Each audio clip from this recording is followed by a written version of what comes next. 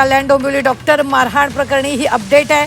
VC द्वारे उपस्थित राहण्याचा अर्ज कोर्टाने फेटाळलाय। म्हात्रेला कोर्टात हजर करण्याचे आदेश न्यायालयाने यावेळी दिलेले आहेत। मात्र कोर्टात प्रत्यक्ष उपस्थित राहण्याची शक्यता वर्तवली जाते। आताच्या क्षणाची ही सगळ्यात मोठी बातमी आपण पाहतोय। रमेश म्हात्रेला कोर्टात हजर राहण्याचे आदेश कोर्टाने दिलेले आहेत, कारण व्हीसी द्वारे कोर्टात हजर राहण्याचे आदेश अर्ज जो आहे तो फेटाळण्यात आलाय। त्यामुळे आता रमेश म्हात्रेला कोर्टात हजर राहावं लागणार आहे। या संदर्भात ताजे अपडेट देत आहेत आपले प्रतिनिधी आतिश भोईर। आतिश, काय ताजे अपडेट? यांचे जे वकील पत्के होते त्यांनी जे आहे आणि पोलिसांनी अर्ज दाखल करण्यात आलेला की व्हीसीद्वारे त्यांची म्हणणं मानावं म्हणून, मात्र जे न्यायाधीश आहेत त्यांनी त्यांचा अर्ज आहे तो फेटाळलेला आहे। जोपर्यंत माझ्यासमोर आरोपी जे आहे त्याला समोर आणलं नाही तोपर्यंत जे आहे त्यांना पोलीस कोठडी किंवा न्यायालयीन कोठडी सांगता येणार नाहीये, कारण की त्यांना अटक करण्यात आलेली आहे। मात्र त्यांना कोर्टामध्ये हजर केले नाहीये। मात्र जे आरोपी रमेश म्हात्रेंचे वकील आहेत त्यांनी सांगितले त्यांची प्रकृती ठीक नाहीये, त्यांची बीपी वाढलेला आहे, त्यांना किडनीचा पण प्रॉब्लेम आहे असं, त्याच्यामुळे त्यांना रुग्णालयामध्ये दाखल करण्यात आलेलं आहे।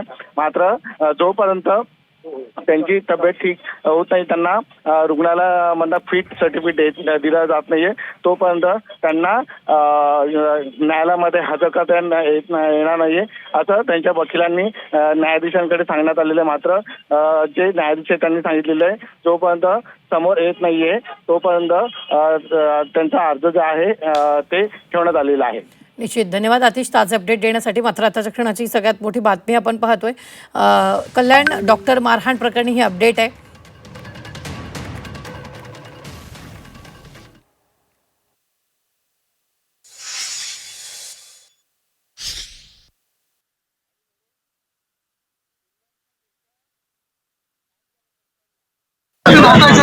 येस सर, EY पत्की नक्की काय ऑर्डर दिली आता न्यायाधीशांनी?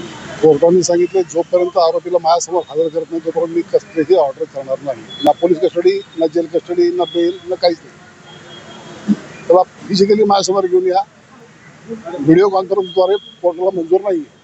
ओके, पण सर 24 तास झालाय, 24 तास होतील त्यांना अटक करून। आता त्यांची परिस्थिती डॉक्टरांनी सांगितलं की बरोबर नाहीये, त्यांची तब्येत खराब आहे, पण 24 तास झाल्यानंतर ही त्यांना ही आता अटक मानली जाणार नाही। जोपर्यंत कोर्टासमोर हजर करत नाही तोपर्यंत कायद्याने ती अटक मानली। आता फक्त रिस्ट्रिक्शन्स आहेत, not to move, not to move. कस्टडीमध्ये घेतलं म्हणजे काय, फिजिकल कंट्रोल त्याचा स्वतःवर नाही राहिले, आता पोलिसांकडे द्यायला फिजिकल कंट्रोल। पण अरेस्ट तेव्हा पकडले जाईल जेव्हा त्याला कोर्टासमोर हजर करतो।